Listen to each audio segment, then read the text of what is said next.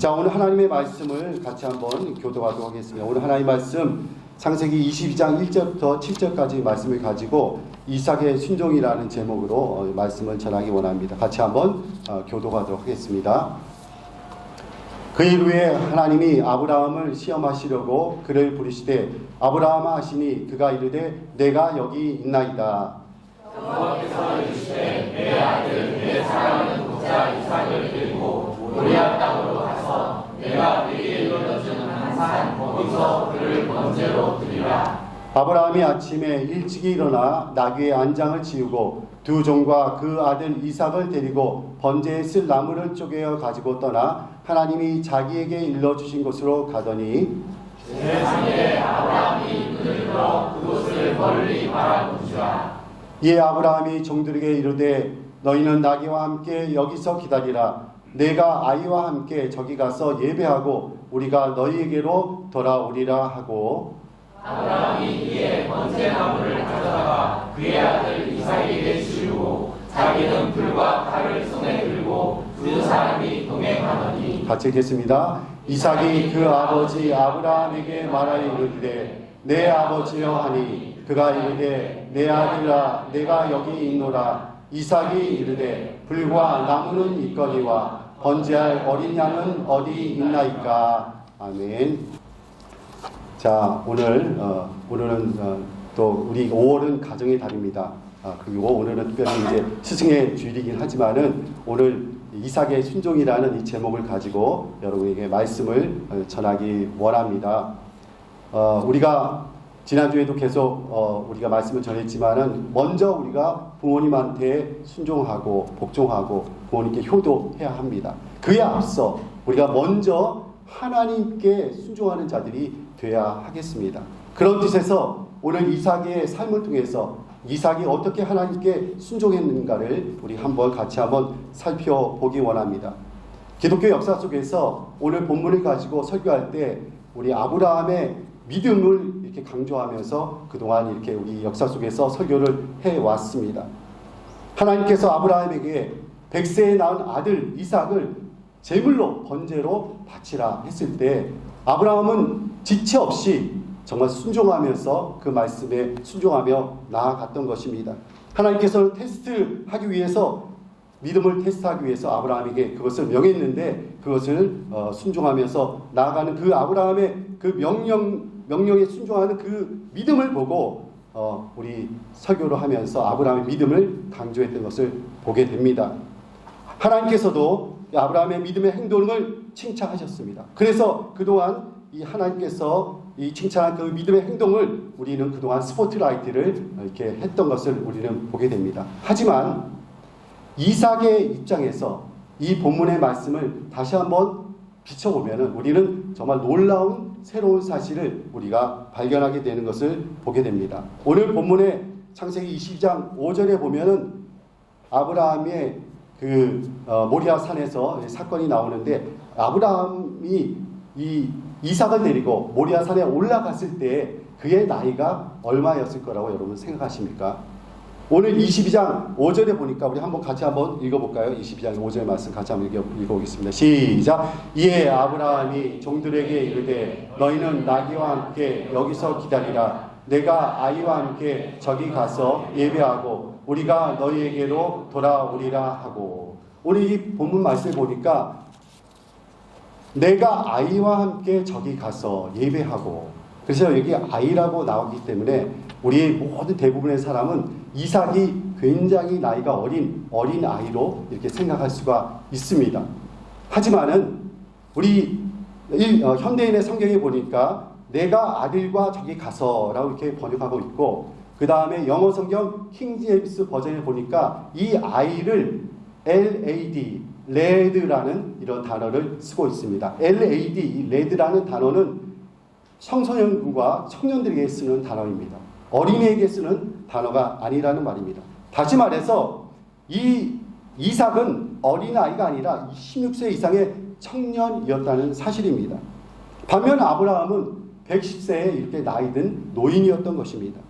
어떤 성경학자는 그 아브라함의 아내 사라가 죽었던 나이가 127세였기 때문에 그것을 기준으로 생각할 때 이삭의 나이가 37세는 되었을 것이다. 이렇게 말하는 학자도 있습니다.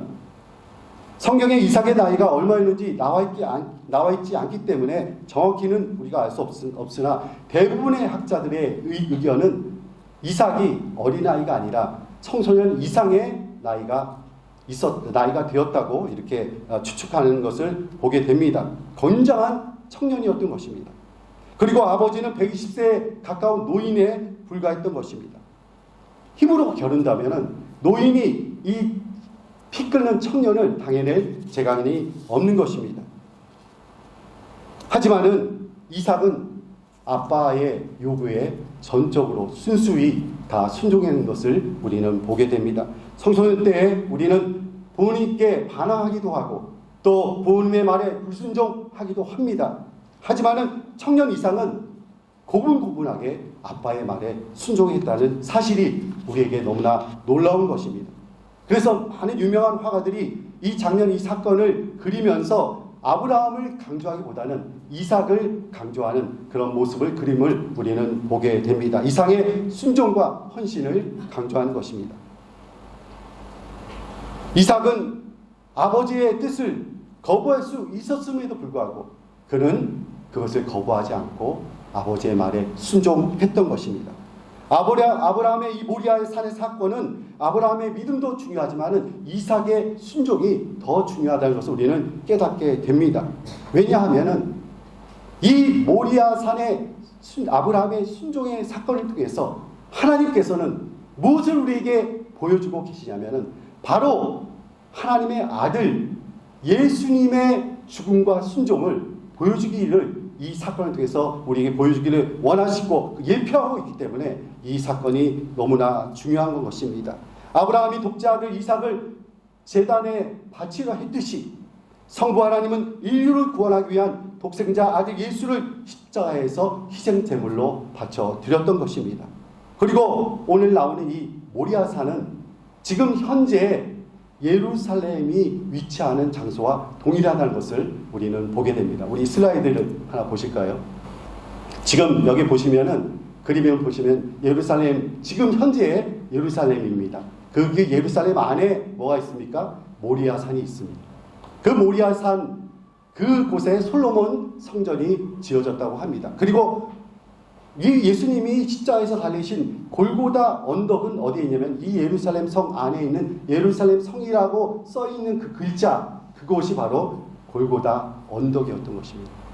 다시 말해서 이삭이 희생의 제물로 아브라함이 희생의 제물로 드리려 했던 이삭이 순종하고 나갔던 그곳과 예수님이 십자가에서 달려 돌아가셨던 그 장소가 동일한 장소라는 사실입니다. 모리아산에서 이삭을 제물로 바치려 했던 그 사건은 바로 예수님의 순종과 희생을 정확하게 예언하고 있다는 것입니다. 이런 의미에서 볼 때 이삭은 바로 예수님의 예표인 것입니다. 이삭이 하나님의 뜻에 순종하여 제물이 되었듯이 예수님도 성부 하나님의 뜻에 순종하여 십자가의 제물로 우리를 위해서 죽으신 것입니다. 그래서 아브라함의 믿음도 중요하지만 이삭의 순종과 자기 희생은 더 귀한 것입니다. 주님께서 우리를 위해서 친히 희생 제물이 되어 나무에 달려 죽으셨던 것입니다. 예수님은 죽기까지 복종하심으로 우리에게 순종의 본을 보여주셨습니다. 그래서 본문에서 아브라함의 믿음보다 이삭의 희생적인 순종이 더 빛나 보이는 것입니다. 자, 그러면 왜 기독교 신앙에서 이렇게 순종을 강조하는 것입니다? 앤드류 머레이라는 이 신학자는 그의 책에서 이렇게 적었습니다. 순종이 우리의 삶에 있어 가장 중요한 것이다. 왜냐하면 구원의 본질은 바로 하나님께 대한 순종이기 때문에 그렇습니다. 이렇게 적었던 것입니다. 구원의 본질은 바로 하나님께 대한 순종이다. 이렇게 말을 했습니다. 그러면서 인간이 타락한 원인은 바로 불순종 때문이고, 그리고 구원의 최종적인 지점은 무엇이냐? 바로 순종의 자리이다. 이렇게 그는 말했던 것입니다. 그는 말하기를 또 이렇게 말합니다. 성경은 창세기 아담의 불순종으로부터 시작해서 계시록에 구원받은 하나님의 백성이 순종하는 것으로 끝나고 있다. 이렇게 말하고 있습니다. 그러면서 그 중간에 예수님의 순종하심으로 아담의 불순종이 순종으로 변화되었다. 이렇게 그는 말하는 것입니다. 또 존 비비어라는 이 신학자는 이렇게 순종에 대해서 이렇게 말했습니다. 그의 순종이라는 책에서 순종은 영원한 보호의 길이며 안식의 길이다. 진정한 자유에 이르는 축복의 길이다. 이렇게 말을 하는 것을 보게 됩니다. 그러면서 그는 이렇게 적었습니다. 마음속에 일어나는 거친 반항 의식을 내려놓고 현명하고 용기 있게 순종의 결단을 하게 될 때 우리는 하나님의 손이 역사하심을 보게 될 것이다. 이렇게 적어놓은 것을 우리는 보게 됩니다. 그러면서 그는 이렇게 간증합니다. 그가 우연하게 TV 채널을 돌리다가 그 마법 전문 채널을 이렇게 보게 되었다고 합니다. 그런데 거기에서 뭘 소개하냐면은 사탄교회 경전에 대해서 이렇게 소개를 하는 것을 들었다고 합니다. 그러면서 그 사탄교회 경전의 제1계명이 무엇인가? 내 뜻대로 할지니라. 이렇게 적혀 있다고 합니다. 내 뜻대로 할지니라. 이것이 사탄교회 제1계명입니다. 예수님의 순종의 모습과는 전혀 반대의 모습입니다. 예수님은 어떻게 하십니까? 내 뜻대로 마옵시고 주 뜻대로 하옵소서. 이것이 바로 예수님의 순종의 모습인 것입니다. 그런데 여러분과 저가 순종의 사람이 되기 위해서 반드시 거쳐가야 될 단계가 있고 길이 있습니다. 그것은 뭡니까? 바로 고난입니다. 고난. 모세도 순종의 사람이 되기 위해서 40년간 고난의 시간을 보냈습니다. 그리고 이스라엘 백성도 순종함으로 가나안 땅에 들어가서 광야에서 40년간 고난의 시간을 보냈던 것을 보게 됩니다. 야곱도 정말 순종의 사람이 되기 위해서 그가 수많은 고난을 겪게 된 것을 보게 됩니다. 또 하나님께서 사람의 왕으로 세우실 때 누구를 세우십니까? 순종의 사람을 세우신 것을 보게 됩니다. 불순종하는 사울을 패하시고 순종의 종 다윗을 하나님의 종으로 세우시는 것을 보게 되는 것입니다. 그리고 예수님 자신도 고난을 통해서 순종함을 배우셨다고 성경은 기록하고 있습니다. 우리 히브리서 5장 8절 9절 말씀 우리 같이 한번 큰 목소리로 한번 읽어보겠습니다. 시작. 그가 아들이면서도 받으신 고난으로 순종함을 배워서 온전하게 되셨은즉 자기에게 순종하는 모든 자에게 영원한 구원의 근원이 되시고.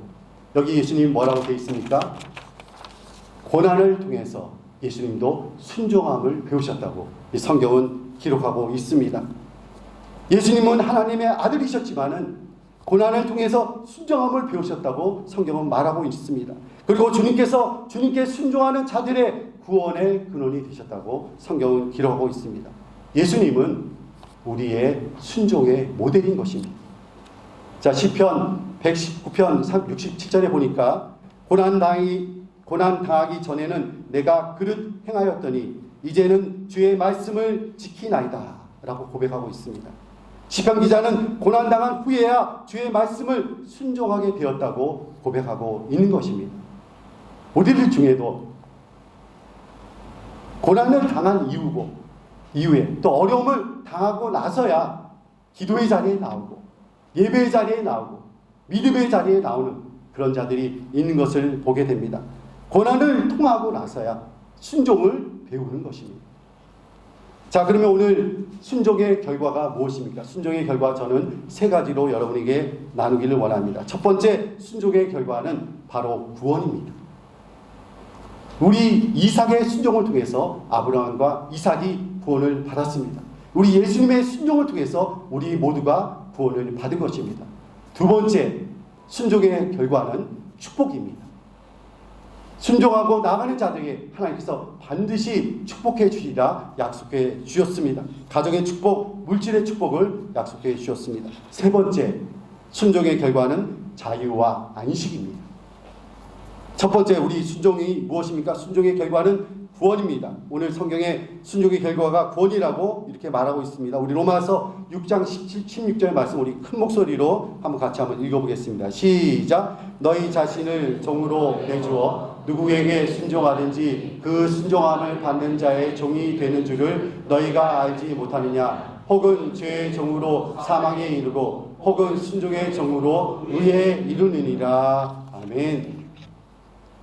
죄의 종, 즉 불순종의 종으로 사망에 이르게 되는 것입니다. 반대로 순종의 종으로 의에 이르게 되는 것입니다. 바로 구원에 이르게 되는 것입니다. 또 성경은 말합니다. 한 사람의 순종함으로 모든 사람이 구원에 이르게 되었다. 성경은 이렇게 증거하고 있습니다. 로마서 5장 19절 말씀 우리 큰 목소리로 다시 한번 읽어보기 원합니다. 시작. 한 사람이 순종하지 아니함으로 많은 사람이 죄인된 것 같이 한 사람이 순종하심으로 많은 사람이 의인 되리라. 한 사람 아담의 범죄함으로 모든 사람이 죽음에 이르렀습니다. 하지만 한 사람 예수 한 분의 순종함으로 말미암아 모든 사람이 구원을 받고 생명에 이르게 된 것을 여러분 믿으시기 바랍니다. 한 사람 아브라함을 통해서 하나님께서는 그 아브라함이 하나님의 명령에 순종함을 통해서 이스라엘 민족을 구원하게 하셨습니다. 또 한 사람 요셉을 통해서 그 야곱의 모든 가족이 흉년 중에 구원을 받게 된 것을 우리는 기억합니다. 또 모세 한 명의 순종함으로 이스라엘 백성이 애굽에서 벗어나 구원을 받을 수 있게 되었습니다. 예수 한 분의 순종함으로 말미암아 우리 모두가 구원을 받게 된 것입니다. 여러분과 저의 가정 중에서 처음으로 예수를 믿는 사람이 있습니다. 저는 그분이 그 가정과 가문의 제사장이라고 저는 생각합니다. 그분의 순종과 헌신을 통해서 그 가정과 가문이 모두 다 구원을 받게 되리라 저는 믿습니다. 우리 중에서도 처음으로 자기 가족 중에 전체 멤버 중에서 처음 예수 믿는 분들이 있습니다. 이분들을 통해서 그 가정과 가문이 다 구원받게 되리라 믿고 축복하며 주님 앞에 영광을 돌립니다. 그렇게 구원받게 되리라 믿습니다. 두 번째 구원의 결과는 축복입니다. 순종의 결과는 축복입니다. 이삭은 순종의 사람이었습니다. 그래서 그는 큰 하나님께 복을 받았습니다. 영적인 축복을 받았을 뿐만 아니라 물질적인 축복도 받게 된 것입니다. 지난주에 제가 설교했던 것처럼 이삭은 하나님께 순종하고 아버지께 순종함으로 물질적인 축복을 받게 되었습니다. 창세기 26장 12절 13절 제가 읽어드리겠습니다. 이삭이 그 땅에서 농사하여 그 해에 100배나 얻었고 여호와께서 복을 주심으로 그 사람이 창대하여 왕성하여 마침내 거부가 되어. 우리 하나님께 순종할 때 여러분 물질의 복도 받게 되는 줄 믿습니다. 하나님께서 자기에게 순종하는 자들에게 복을 주시겠다고 오늘 성경에 약속하고 계십니다. 여러분 가장 큰 축복은 무엇입니까? 가장 큰 축복은 하나님이 우리와 함께 하시는 임마누엘의 축복인 줄 믿습니다. 그 축복이 우리에게 모두에게 있는 줄 믿습니다. 우리 이삭은 순종함으로 가정의 복도 받았습니다. 정말 리브가를 아내로 맞았을 뿐만 아니라 그가 20년을 기다려서 쌍둥이를 낳는 그 축복을 받게 된 것입니다. 자녀의 축복도 받게 된 것입니다. 그리고 오늘 성경에 보니까 이삭은 이 축복의 사람일 뿐만 아니라 양보의 사람임을 우리는 보게 됩니다. 이삭의 물질에 축복받은 것을 보고 주위에 많은 블레셋 사람이 그를 시기 질투하였습니다. 그랬을 때 이삭은 그 지역을 떠났습니다. 그래서 그랄 지방으로 옮겨서 우물을 팠는데 이것을 보고 또 블레셋 사람이 또 시비를 걸었습니다.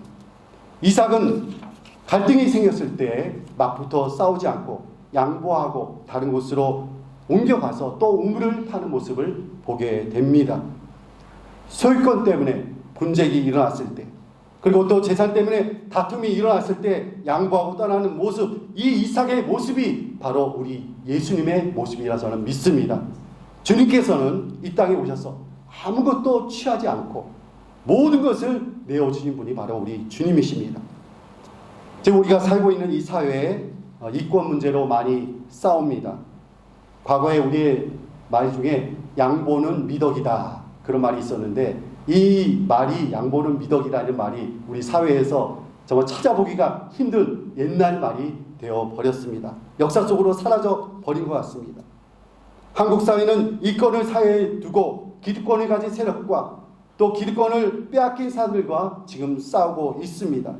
주님께서는 제자들에게 모든 것을 양보하라고 우리에게 말씀하십니다. 마태복음 5장 40절부터 42절에 보니까 너희 속옷을 달라 하는 자에게 너희 겉옷까지 벗어주라, 우리 주님이 말씀하십니다. 그리고 억지로 오리를 가려고 하는 자에게 심리를 같이 동행하라고 우리 주님이 말씀하십니다. 주님께서는 이해관계에 갈등이 생겼을 때 무조건 양보하라고 말씀하시는 것입니다. 우리가 살고 있는 사회, 무한 경쟁 사회에 살고 있는데 우리는 어떤 태도를 갖고 살아야 되겠습니까? 여러분과 저가 손해보며 살기를 원합니다. 손해보며. 저를 한번 따라서 하시기 바랍니다. 손해보며 살자. 손해보며 살자. 세상의 흐름은 더 많은 것을 취하려고 그렇게 노력합니다, 사람들이. 그리고 자신의 손에 쥔 것을 놓지 않으려고 그렇게 애를 많이 씁니다. 아프리카의 어느 마을에 원숭이를 잡는 아주 쉬운 방법이 있다고 합니다. 그게 뭐냐면은 원숭이를 잡기 위해서 아주 쉬운 방법이 있는데, 그 항아리, 조그만 항아리에다가 이게 끈을 단단하게 묶어놓고 그 항아리에다가 이 원숭이 좋아하는 아주 맛있는 과일을 거기다가 집어넣는다고 합니다.